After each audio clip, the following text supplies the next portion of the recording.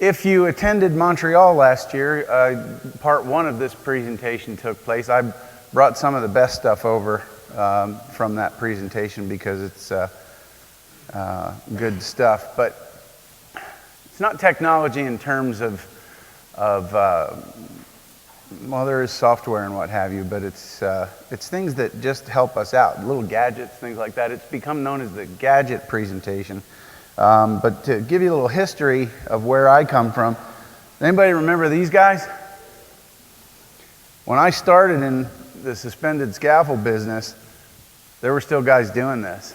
They were cleaning windows by sliding out the window and hooking up to these two little buttons, and every once in a while one of them would pull off and teach that guy how lucky it is to be alive. So I went right into suspended scaffold the summer I got out of high school. And when I started, it was with Sky Climber in 1979. Safety line was 3/4 inch manila. Had a breaking strength of, well, it started at 4,200 pounds, and then it worked its way down over, the next year or so. It went up in size and down in strength, so your rope grabs only worked for, a couple of months. And OSHA's standard said that the anchor had to be as strong as the lifeline. I was given a waist belt and a 6-foot shock-absorbing lanyard attached to a rose rope grab. We called them finger slicers. You put two metal brackets together, which your lanyard went through them, and if you fell, it squeezed them together. But if you squeezed them together, it got your fingers. A little while after, they issued me a lad-safe rope grab. This thing ripped your fingers off. You had to hold a little knurled knob between your thumb and forefinger on the way down. By the time you got to the ground, you were bleeding. But, at least you were safe. A few months later, this box of shiny silver stuff showed up, new state-of-the-art Comet rope grabs. We had never seen anything like it. It was light years ahead of what we had. But they had a 1-inch diameter ring on them. And we had single locking lanyards. So for those of you who've been around for a while, I was in the industry before they knew what rollout was. Most of the guys sitting at this table here think rollout means what you do to get to the shuffleboard bowl. This is going to be bad. So that same year, my belt was replaced with a full body harness, but we still had non-shock absorbing rope lanyards and single locks, and they put a 2-inch ring on the Comet so that it wouldn't roll out. But there were millions of them out there. So shortly after, they let me find my laser here. They introduced the double locking snap hook. Now you say single locking snap hook, nobody knows what you're talking about because they don't exist anymore. For my safety class, I've been looking for one forever. You can't find them. I actually had to modify one. 3/4 inch manila rope was replaced with a product called Unmanila. It was tan poly rope. I couldn't tell you anything about its specs, but they very quickly replaced it with yellow poly rope, which was very shortly found out it breaks down rapidly in UV. So they replaced that. They put in a trace or one strand of black UV resistant poly, which made it 1/3 more UV resistant. So then they went ultimately to black poly, which was completely UV resistant. Unfortunately, that same sun heated this stuff up and made it kind of stretchy. And so we ended up with the Dacron poly blend that we know now. So finally, advances in technology brought us to the lifeline that we use. And somewhere in all this changing, my lanyard got a shock absorber. It took another 20 years for Bill Ayers to bring termination to the masses. Prior to the termination plate, you had to either have a rope rigger certification or you had to take all the lifelines cut to length down to your local sling company and have them splice a snap hook onto the end of it. Now anybody can do it. Anybody here using a shackle to terminate or to hang a termination plate? Maybe lifting sling? I can't see you, so Here's the question. If you do, is it legal? Found that out the hard way. It is legal as long as that equipment has never been used for rigging. So if you've ever lifted something with it, you cannot use lifting equipment for anchoring a lifeline. However, if it's brand new, you can mark it for fall protection use only, and then just put it into your safety gear, and it's fine to use. How about retractables? Self-retracting lifelines. Oh, disclaimers. Here we are in 2018, the era of the disclaimer. Let me do this. Training and competency in fall protection is necessary to employ the methods described in this presentation. Consult the manufacturer's instructions to determine feasibility. Just in case. 2018, when we have to put Tyvek tape that says do not cut, do not remove on scaffold ties. Where we have to brand panel braces for sidewalk protection to keep the customers from removing them so they don't blow over onto 2018 brand new Audi hardtop convertibles, and somehow that's the scaffold company's fault, but that's a discussion for the bar. It's a great story too. Where we have to put bright yellow signs on giant scaffolds because millennials can't take their face out of their phone long enough to see that there's a scaffold in front of them. In the UK, they're putting flashing strobes on the end of them, and they're making their way over here. And if you follow scaffold like I do, it all starts over there and works its way over here, so it won't be long. In an era where we have to put warning labels on hot coffee that it might be hot because somebody got $2.9 million because the coffee was hot. Well, here in the United States anyway, the Canadians are a little more sensible. And this is not something I made up.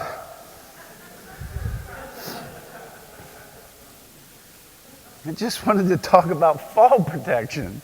All right, so back to the self-retracting lifeline. Anybody using retractables instead of lanyards?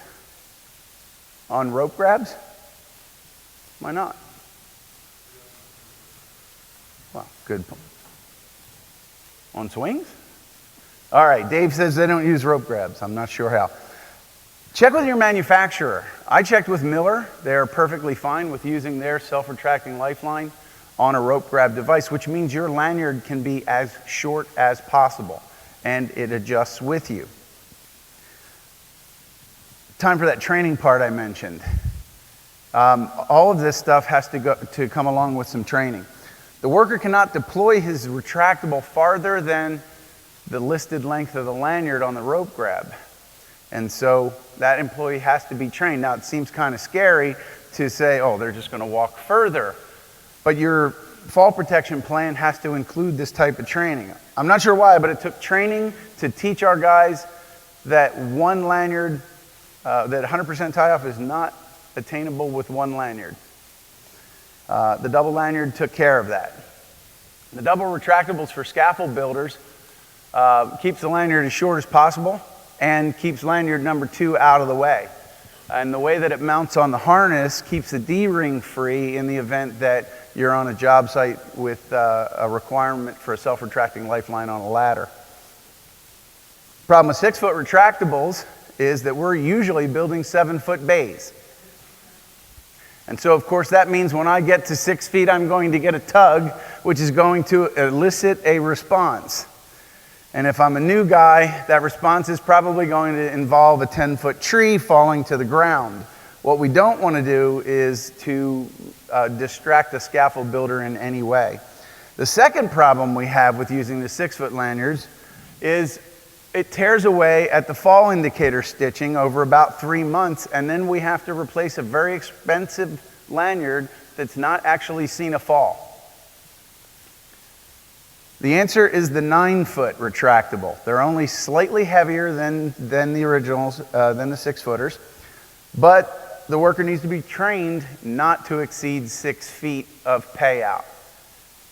No groans whatsoever. I usually hear that one. It's your fall protection plan that communicates the dangers of this stuff to your workers, and it's their responsibility to work under that fall protection plan. So if you train them not to go beyond 6 feet, most scaffold builders will stop, set that next lift, and then go back and get more equipment. Suspension trauma occurs when workers are in a fall situation. The straps on the harnesses put pressure on everything, and the arteries in the legs are blocked, and so blood flow to your lower extremities are blocked. We have about 14 minutes to get a worker down. This actually happened in Wilmington, Delaware last year. And the first thing I noticed when I saw the picture was this guy had fall protection training. There's a loop tied in his safety line. He didn't have trauma straps, but he knew that he had to get the pressure off his legs. And then I guess after he hung there for 25 or 30 minutes or on one foot on a rope, he decided it was easier to stand on the window ledge. Here's what trauma straps look like. They just go on the sides of your harness, and you just drop them down. They have a little step in them, and then you tighten them up and step up into it, and it takes the strain off your legs. These have been optional for quite a long time. I have at least 3 GCs in Philly now that are requiring them.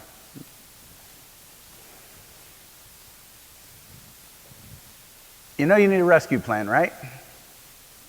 Every time? How do we get a suspended worker down? For years, the answer to emergency rescue was 911. We put that on the JHA, the general contractor, or whoever was in charge was fine with that. I got a letter from a GC said you can't use 911, we need a rescue plan. And so I called the chief of the high angle rescue unit for Philadelphia and got into a conversation with him about it. I said, I want to put your information down there so that they can contact you. He says, well, there's a problem with that. He said, there's 2 high angle rescue units in Philly. I said, perfect, so if you're getting a cat out of a tree, I got another crew that can come get my guy off the side of the building if he's over 110 feet, because that's the highest ladder we have. And he said, unit number 1 works from midnight to noon. Unit number 2 works from noon to midnight. And so effectively, we have 1 high angle rescue unit. So whenever a worker is suspended, we're on our own. The device behind me is Miller's rescue kit. This is a 75-footer. And this extension pole here will pay out to 30 feet, and it holds a carabiner open with the line from this, I just did that, the line from this block and tackle. Now, this is not an ordinary block and tackle. It has a ratchet inside of it. It will raise a worker or lower a worker to a safe landing level. You can attach it to them from up to 30 feet away, and you could lower that person all the way to the ground at heights lower than 75 feet. The thing about this is there's training involved. When you have your rescue plan and it involves retrieving a suspended worker, the other workers have to be trained in the use of this equipment, and it must be practiced. Many GCs are requiring self-retracting lifelines on ladders. OSHA doesn't require it, but we're seeing it more and more. In the industrial plants, it's been that way for years. Step Up makes a davit arm that goes on 2 rings of the system, and then it has a knee brace. I think DSS has them as well. You build 1 extra box high, and you can put that up on there and attach your retractable to it. The nice thing about that is in the old days, the engineers designed a double diagonal, and you hung the retractable from the center of it, but that put it flush with the scaffold. So as you came up, the lanyard was pulling from behind you, and it would knock your hard hat off. Competent scaffold erectors know that when building frame scaffold, there are times when fall protection creates a greater hazard or is not feasible. General contractors don't care. And so it's very difficult to build frame scaffolds on jobs that have a GC with a full safety director and things like that. What you're looking at here, this is A1 Scaffold's guardrail system, and it's being installed on frames 1 level high. Now, of course, if we were building scaffold, we'd go up to the 2nd level, we'd install the frames and then put the braces in, and we do that exposed because technically we can't hook off to a frame. Explaining how you could would take about 2 hours in an engineering degree, but it is possible. But in this case, he's able to put the guardrail on the first level from safely on the ground. Now, it doesn't help us out on the ends, but this is a good method for getting us a top and mid rail while we're installing frames. Layer makes a very similar setup for system scaffold. It's a little fancier. It's got a twist lock on it to hold it in place, but you just twist it and slide it up as this gentleman's going to demonstrate. And we're up to the next level. The way they work is the guardrails are telescoping. And so once it's in place, you have a compliant guardrail. System scaffold's not as big of a problem for 100% tie-off because more and more manufacturers are allowing us to tie off to specific components on a scaffold. You don't have to figure this out on your own. Every fall protection manufacturer has a professional on staff that is more than happy to talk with you on the phone, even come out to your location to help you put together an all-encompassing plan for every situation that you might get into, and they do it for free if you're a customer. Talked about this one last year. Talked about it this morning, didn't we? Everybody's texting. Now, my favorite mode of communication went away a few years ago, Nextel. For scaffold building and construction, it was the greatest way to communicate ever invented. Unfortunately, the federal government stole the frequencies out from underneath of us, and Motorola said, well, we're not going to build another product, and it went away. Did you know that you can send a text message from email?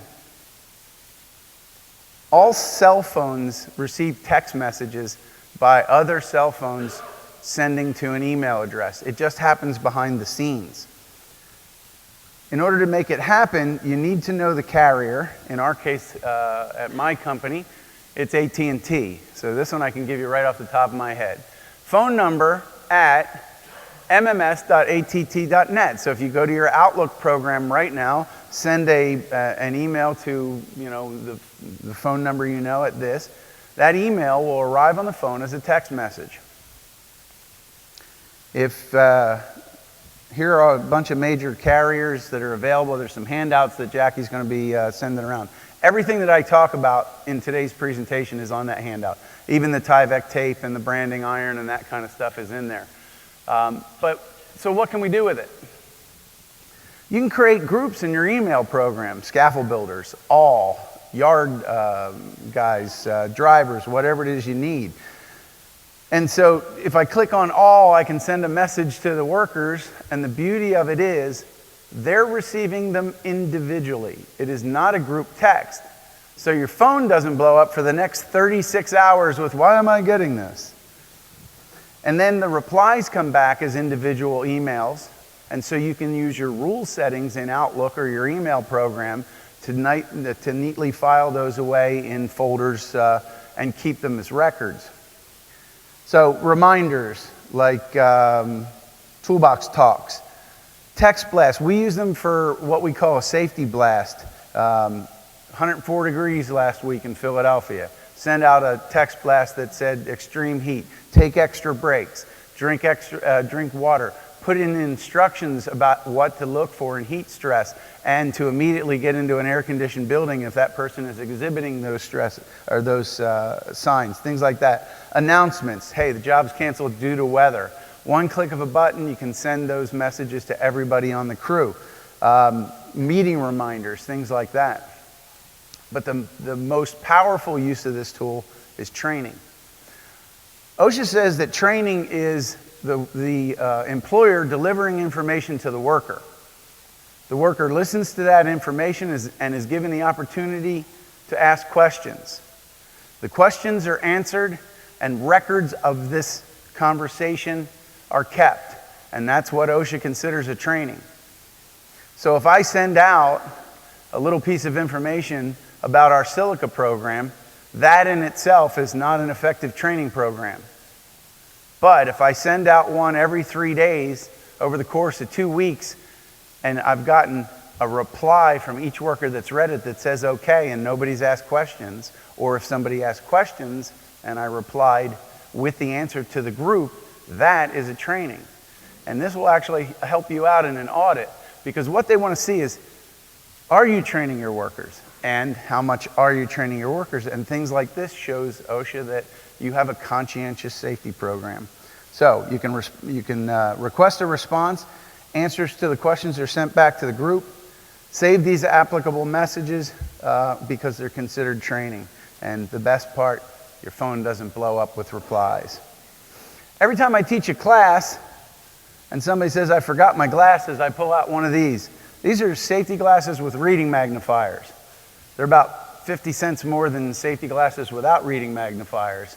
And they're all amazed. I don't understand how the whole world doesn't know about this. Well, I do understand. When your local vendor that has all this stuff comes to you and you send him down the road, you just missed an opportunity to find out what's new in the market. Employee safety at the shop is something we have to worry about. Sound level inspection could cost $500 to $700. This thing's, I think, $25. No, this one's $17 on Amazon. Now, I wouldn't trust it as my record of my noise test, but it's good for 17 bucks to put it in areas of the shop. And if it's reading 80 or above on a regular basis, then I might want to call the professionals in, or at least require hearing protection in that area. Little things that make scaffold builders' life easier.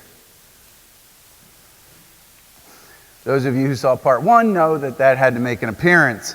I don't think B-Access has any more of the swing stage cup holders, but just in case they got a box of dusty ones somewhere, I'd tell you about them. It's my favorite accessory because there's nothing worse than kicking your coffee over when you're up 100 feet in the air. We teach in the SAIA classes that when a wind speed reaches 25 miles an hour, it's time for the competent person to make a decision as to whether or not it's safe to be on the scaffold. And also, if there's lightning in the area, it's time to get off. This whole presentation started because I saw one of these in a briefcase in Austin, Texas, and I just didn't understand what a lightning detector was. But we can do this stuff on our phones, but our phones are $900, and if you're climbing around on scaffold, the last thing you want to do, and especially now that the phone companies are making you pay for them, the last thing you want to do is have to pay for a phone. So for 30 bucks, you can clip this thing, in the back of your pouch or on your harness somewhere, and it'll detect up to strikes up to 25 miles away. And it'll tell you how far away it is. And the reason this guy had one was because he was a little league umpire. And so if lightning struck within 6 miles of the field, he had to get all the kids off the field, and he started a stopwatch. And if lightning struck within 6 miles again within 10 minutes, he called the game and sent everybody home before the storm even arrived. If lightning went further away or didn't strike within 10 minutes, it was play ball. And those numbers are a good set of numbers to use if you're using a device like this on when and when not to get off the scaffold. And remember, on a suspended scaffold 35 stories up, it's a 10-minute ride to the ground. The last thing you want to do is wait till the last minute. 25-mile-an-hour winds. Where do we get our wind speed? From the radio or our phone, but that's the wind speed at the airport, which is fine if the job's at the airport. But if the job's not at the airport, you probably want local wind speeds. That's about 25 bucks. Anybody want to take a guess at the cause of accident? The number one cause of accidents on job sites? Falls from height. So if we take scaffold out of the equation, let me go back. If we take scaffold out of the equation, it's ladders. JLG has introduced the lift pod. Now, it's kind of hard to see to scale in this, but the one on the left replaces an 8-foot step ladder. So, it takes your feet up to 6.5 feet or so. Very easy to use, and its power source is an ordinary cordless drill, which you usually have with you when you're going up. The cool part about that one is in their video, the guy brings it up in a car. It breaks down, the basket comes off. The mast collapses to, yay big. The bigger one replaces a 15-footer. It has its own battery. It's a 40-volt rechargeable. And so, these things work great for all kinds of work. Reachcraft out in the hall had had a basket that resembled Genie's lift, but he was powering it with just a Milwaukee drill. So again, another piece of equipment that would replace an unstable ladder. Imagine putting sidewalk protection together with these, where you've got to lift a steel beam up into place. You're usually using a baker or in some cases a ladder. This is a much more stable platform. The European safety helmet. Yep, I got one. You wear it once and you will never go back to an ordinary hard hat. We did a walking tour of a job site in July. I had that thing on my head. It's ventilated. It's hard to see up there, but there are holes all the way around it, just like a bicycle helmet, except it's got a stainless steel mesh lining them, so you don't have to worry about anything going through the holes. The chin strap's optional, and the ratchet on the back of it comes all the way down to the base of your neck. It's extremely comfortable, and there's nothing you can do to shake it off your head. When we were done the walking tour on the 90-something degree day, we went back into the air-conditioned office. Everybody took off their conventional hard hats, and they were drenched. I took mine off, and my hair looked just like it did before I put it on. You do not sweat in these things. And if you have a problem like I do, where you have dark safety glasses on outside, and then you transition into the inside, I can't see anything for like 10 minutes. So I wear clear safety glasses underneath of it and flip the smoke shield down. So as soon as I go in, I can flip the visor up and not have to remove my safety glasses. But by itself, it is Z87 compliant, and so you can just use that standalone. OSHA has a website called the OSHA Technical Manual. Anything you want to know about building scaffold is on that website. Anything you want to know about fall protection and construction safety rules is also on that website. Need a rescue plan? The answer is yes. Not only does it have the specifics, but it has hyperlinks to outside sources to get you the information you need to make sure that your plan is complete. Oh, and in case you ever need it, there's complete instructions on how to build wooden scaffold all the way down to the ladder. There's also complete instructions on tube and clamp on there. This one I was reluctant to tell my students about. B-Access has a counterweight calculator for suspended scaffold right on their website. All you have to do is type in the specifications of your job, and it will give you exactly the number of counterweights that you want. The reason I was reluctant was because I wanted the students to do the math. And then I thought, what if they're not good at math? And so this is what we use now. Virtual reality. We talked a lot about it last year. I think the next guy up is from JLG. He's going to be showing you their training program, and I told you about it last year, so you're going to get to see that one in depth. We've all seen virtual reality goggles. The problem is, with video games, you fall down a lot. Virtual training is becoming more prevalent. Imagine if we have a training program that causes people to fall down. That would be bad. Fortunately, training's a lot less motion intense. But as you saw last year with Ali's HoloLens, the HoloLenses allow you to see through the lenses. And so your vision is not completely obstructed.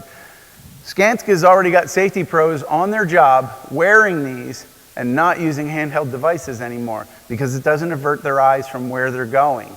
And yet they can get a full readout. It's a full-fledged computer. Again, part one last year, talking about virtual reality. There's various forms of goggles. I found a new one, the one that's open down here that looks like it came out of Harry Potter, actually folds up in your pocket. They're tiny. You just clip it onto the phone. It doesn't have a shade or anything. You use your hands. But the experts tell me it works great. In our world, 3D modeling means that we can put a scaffold together and figure out whether or not it's going to do what we need it to do before we have to load up a truck and go out to a job site or maybe do test builds or things like that. I can also click a button on the model and email it to the customer, or better yet, my build crew, and they can view it on their phone or their iPad, or if they have the VR goggles, they can look at it in VR. Goggles are like $10. I know Ali and that's terrible. His partner in crime. we'll give you a pair because they don't want to haul them on the airplane. So if you need a pair of cardboard goggles, ask up. And Andrew, I'm sorry. Here's a clip from last year's presentation. So Scaffold Designer software, more and more of us are using it. It allows us to build, quote unquote, a scale model, but that scale can be one. And again, it allows us to look at the job and figure out what we need before the job takes place. And also makes for a nice presentation tool for your salesman to present it to the customer. How about a service manual that actually shows you what to do and where to look? It can list technical information, replacement parts.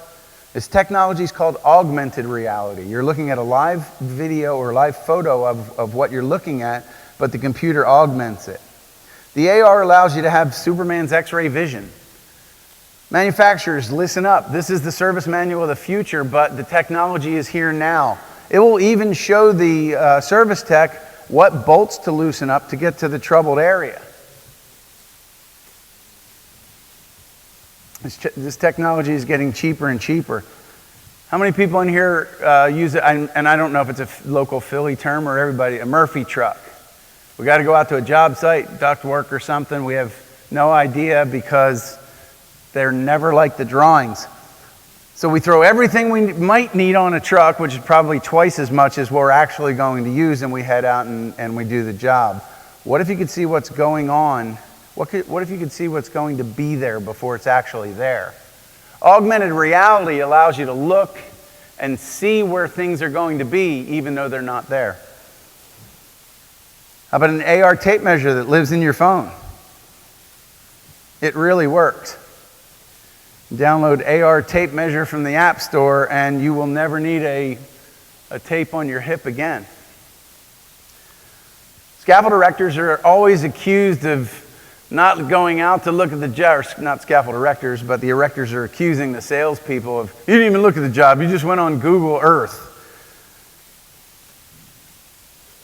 Tape Measure Wall app will actually give you the dimensions of everything on it. If it can't figure it out and you can give it one known dimension, you'll get every dimension of the building.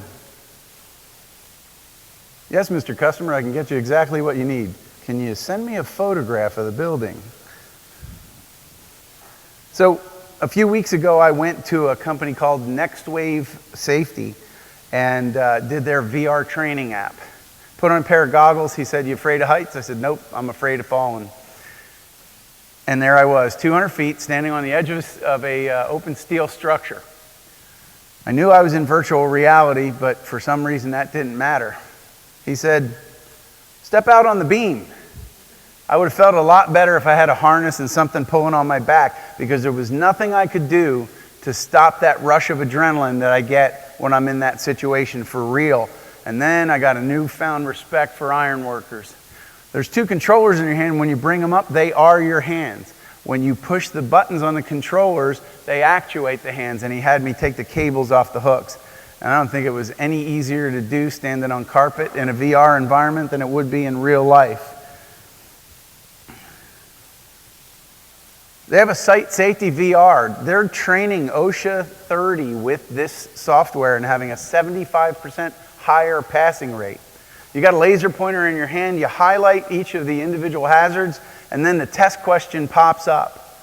And so as soon as you're done this, you already have your answers as to whether or not you passed. If we're going to train somebody to drive a forklift, we've got to put him in a 10,000-pound forklift and let him run around the area and possibly kill somebody or himself. But their VR training program, and that's the video jumping, not their training program, puts them in real-life situations, throws people walking across the floor out in front of them to see how they're going to react. You might ask yourself where I get all this stuff. For one, when vendors come to visit, I give them 5 minutes. I find a lot of it there. There's a podcast called The Contech Crew. Contech is short for construction technology. It's 4 guys in a Brady Bunch style window, and they do a half-hour, 45-minute podcast every week. Rob McKinney is the app guru. This guy, his job is just to find apps and bring them to us. He's a regular on the content crew. And then Todd Wayne, who works for Rogers O'Brien, is the ultimate. His job is construction technologist. He has to go out and find new technology, apply it to their safety and production programs, and see if there's something that he can make to increase productivity and safety. YouTube is the final way to get this stuff. There are thousands of YouTube videos out there. Anything you need to know. You want to know how to safely build or dismantle scaffold? Or service equipment? Uh-oh. If you want to know how not to dismantle scaffold, you can find these videos out there.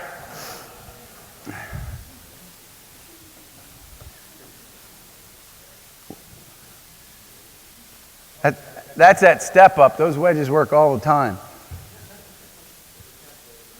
Look, you forgot one. Here it comes. All right. I talked a little bit last year about tool tracking.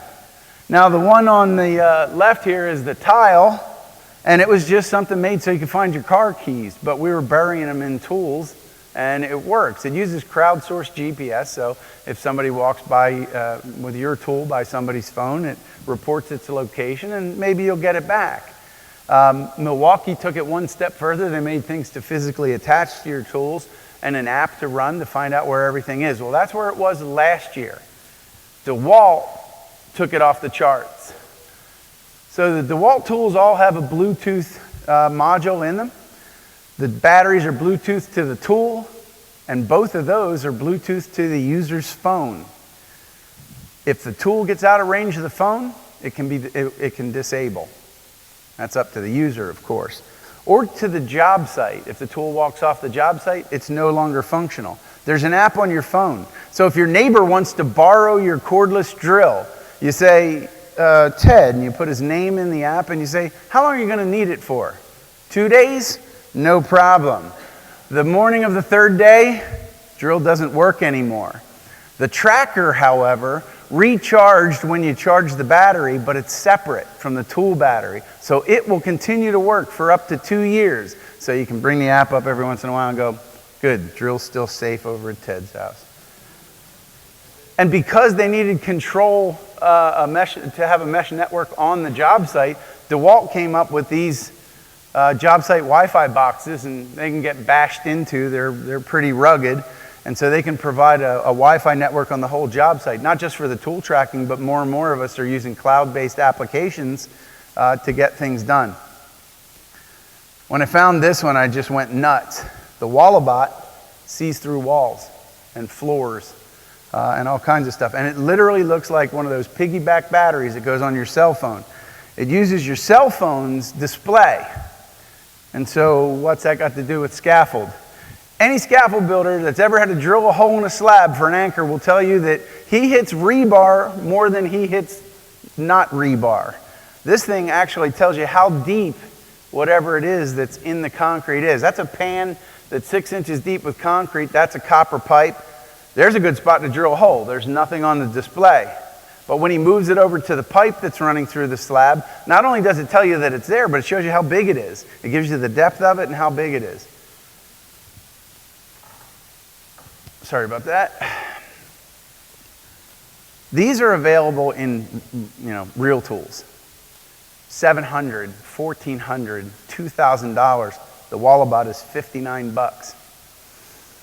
Ryobi makes a couple of products that I use, one of which is the inspection camera.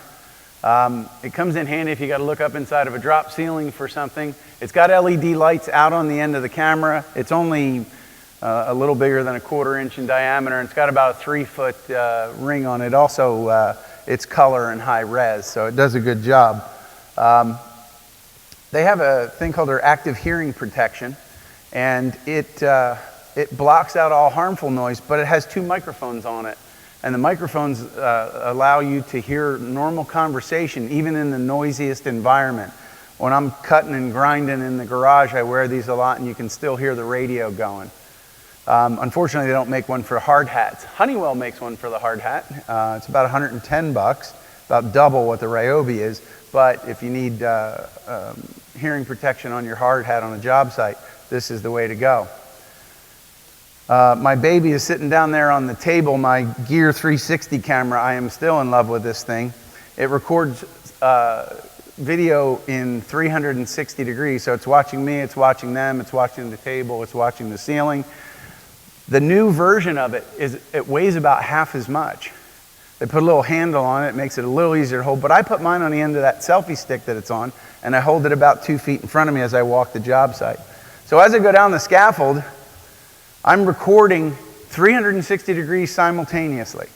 Now, what you're viewing here is a video that I uploaded to YouTube, and then I can manipulate it by swiping the mouse on the screen. Now, if you notice down at my left foot, if you happen to catch it, there was no toe board. Maybe I was looking forward and I missed that. But when I get back to the shop and I can view this with the VR goggles on or view it on my screen, I can catch it and I'll have a much more comprehensive report. I can just scroll up and look at what's above me. I can scroll down and look at what's below me. Mr. Johnson here told me that when they do a netting inspection, they make a grid sheet and they account for every tie being in place. If I walk the job with this, it will record the locations of every tie, and then I have a full video so that if anybody ever questions the condition of the scaffold at any particular time, I have a full video of that inspection. And you can see I can turn, and this, by the way, this job was netted, and that's why half the toe boards are missing. So what do we do with all this data? Those videos are large. This video, when I'm done, will probably be about 250 megabyte, which is not something I'm going to be emailing around. Google Photos, it's free. If you have a Gmail account, you already have it. You may not even know it. We hook up all of our salesmen's phones to the same Google account, so when they take job site pictures, they just upload automatically, and we don't have to, bug them forever for pictures. YouTube, of course, as I showed you, I use YouTube. You can keep your videos private, so YouTube's okay for this kind of stuff. Google Drive is a hard drive online. It's part of your Google Gmail account. And OneDrive is Microsoft's version of that. And then, of course, there's Office 365.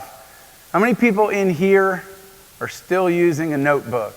And by that, I mean a composition book that grows in volumes every year, and you got a shelf full of them. And I was very lucky to have discovered OneNote all the way back in the 90s when it first came out. What you're looking at is my actual notebook.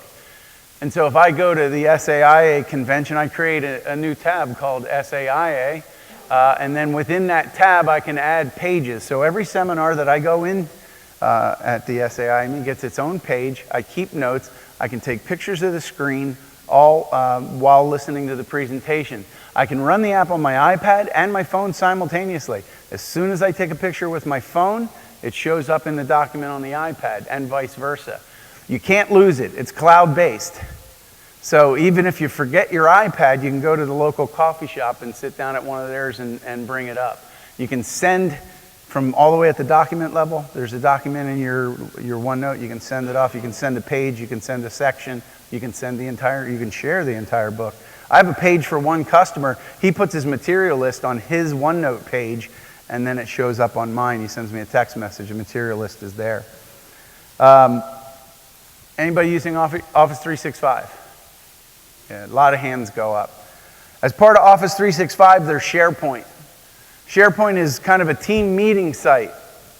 It's a little intimidating at first, but if you have it, go in and check it out. You can't hurt it.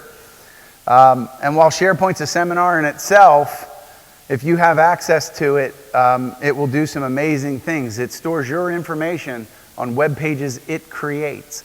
If you need to store photos for a job site, all you do is tell it, I want a photo library. What do you want to call it? I want to call it 1234 Market. Click a button. I now have a photo library that I can store photos in. They're secure. They're available anywhere from any computer as long as I have the username and password. And it creates a website so that I can look at them as if I was just surfing the web. Here's a site, here's my Office 365 site, and you can see there's a team site, and Technology and Scaffold is the team site that I built for Ali and I last year. Took me about a minute and a half to build the site. I told it I wanted a photo library, I wanted a document library, and what I wanted was a Facebook-style message board so that we could talk back and forth without having to stop what we were doing. So Ali would come in and go, hey, I saw this neat thing, and I would get a notification that said, Ali left you a message. And so we were able to communicate with this thing without ever actually talking, which with Ali is probably a good thing. Everybody knows the phrase, there's an app for that, right? I wish I had one for JHAs and JSAs, safety talks. Apps for all this stuff would be great. The only problem is when you want to develop an app, you got to pay an app developer. And then as soon as Microsoft updates their software, and that happens a lot, you got to pay that app developer to make everything current. Well, as part of SharePoint, there's an app called Power Apps. Now, I do job site inspections, and what I would do is I had a list that I would go out and check things off, and I'd come back to the office, and I would put it in this spreadsheet that's stored in SharePoint, site called Safety, and it's a sub-site called Safety Inspections. And you can see the questions I have to ask. Proper access, fall protection in use, glasses, gloves, hard hat, high vis. Once I answered it, all I did was click a button, or actually once I created the spreadsheet, just click a button called Power Apps. It's going to go through, check out all my questions, figure out whether it's something I have to type in or whether it's just a toggle, pass or fail, or yes or no.